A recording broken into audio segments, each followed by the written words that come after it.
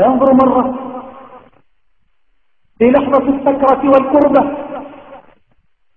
فيرى الغرفة التي هو فيها تصير فضاء مليدا أو تضيق عليه فتصير كخرم إبرة، أو ينظر مرة فيرى أهله يبتعدون عنه ومرة يقتربون.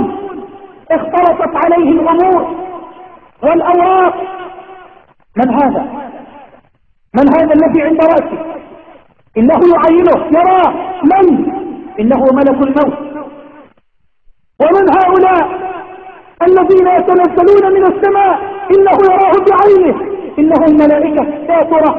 يا ترى أهي ملائكة الرحمة أم ملائكة العذاب؟ يا ترى ماذا سيقول لي ملك الموت؟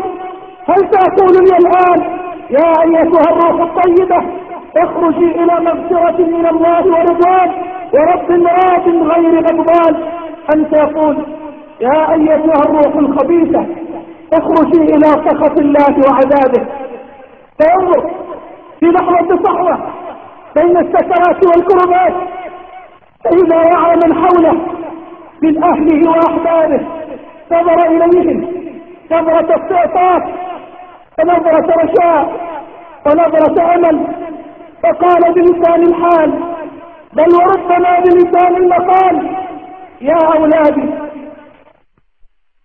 يا أحبابي يا إخواني لا تتركوني وحدي ولا تفقدوني في لحدي. لا تتركوني وحدي ولا تفقدوني في لحدي. أنا أبوكم، أنا الذي بنيت لكم القصور، أنا الذي عمرت لكم الدور، أنا الذي لميت التجارة. فمن منكم يزيد في عمري ساعة أو ساعتين؟ أين السلطان؟ أين المال؟ أين الأراضي والأطيان؟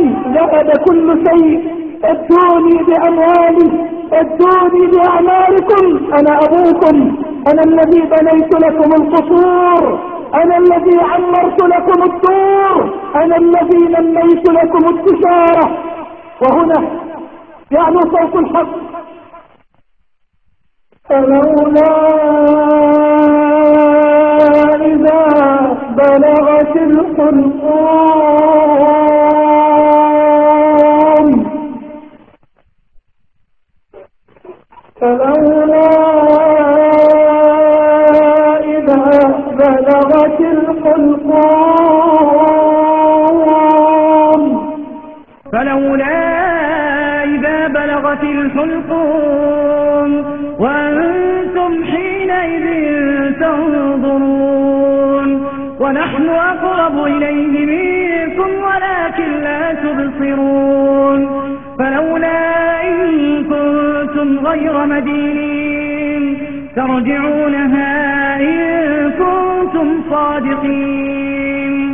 فأما إن كان من المقربين فروح وريحان وجنة نعيم.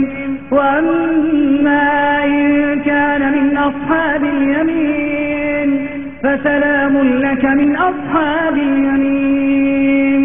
وأما إن كان من المكذبين الضالين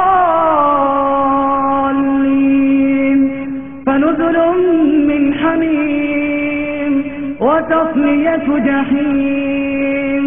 إن هذا لهو حق اليقين. فسبح باسم ربك العظيم.